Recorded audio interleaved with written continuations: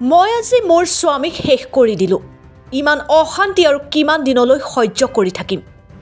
বিশ্বনাথত চাঞ্চল্যকৰ ঘটনা। পত্নীৰ হাতত জীৱন শেষ হৈ গ'ল এজন ব্যক্তিৰ।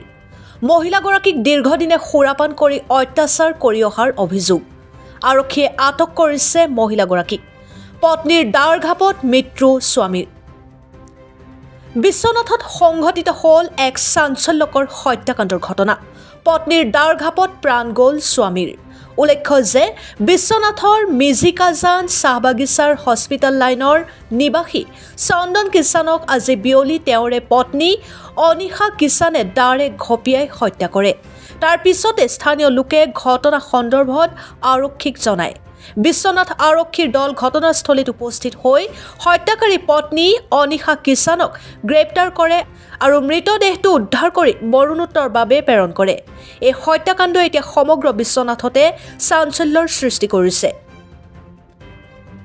বিশ্বনাথৰ পৰা পলাশপ্ৰিয়মৰ ৰিপৰ্ট, বিহালী সংবাদ অসম। কি হৈছিলে ঘটনাটো কওকচোন অকণ। মাৰপিট কৰি আছিলে, এইটো কাৰণে মই কাটি পেলালো। নামটো কি তেওঁ? চন্দন কিষাণ। আপোনাৰ? অনিশা কিষাণ। সদায় অশান্তি কৰি থাকে নেকি? সদায়।